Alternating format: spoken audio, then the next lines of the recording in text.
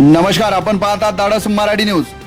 ग्रामीण भागातील क्रीडा क्षेत्राचा विकास व्हावा, स्थानिक खेळाडूंना योग्य संधी मिळावी आणि आंतरराष्ट्रीय स्तरावर गावातून प्रतिभा घडावी या उद्देशाने आमदार किसनराव वानखेडे यांनी थेट दिल्ली गाठत केंद्रातील क्रीडा व संबंधित विभागाच्या मंत्र्यांची भेट घेतली।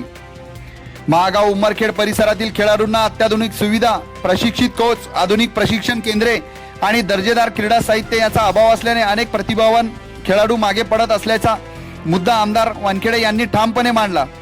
गावात टॅलेंट आहे पण सुविधा नाहीत अशी तीव्र भूमिका त्यांनी मांडत केंद्र सरकारकडे ठोस मागण्या केल्या।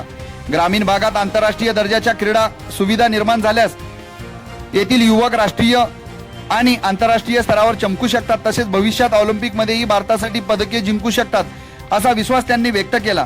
यावेळी जिल्हा स्तरावर आधुनिक क्रीडा संकुले, बहुउद्देशीय क्रीडांगणे, व्यायामशाळा, प्रशिक्षण व निवास सुविधा उभारण्यासाठी केंद्र सरकारच्या योजनांचा लाभ देण्याची मागणी करण्यात आली। खेळाडूंसाठी शिष्यवृत्ती, प्रशिक्षण शिबिरे आणि दीर्घकालीन विकास आराखडा तयार करण्याबाबतही सविस्तर चर्चा झाली। या बैठकीत भाजपा जिल्हा समन्वयक नितीनजी बुतडा, राजू पैलवार आदी उपस्थित होते।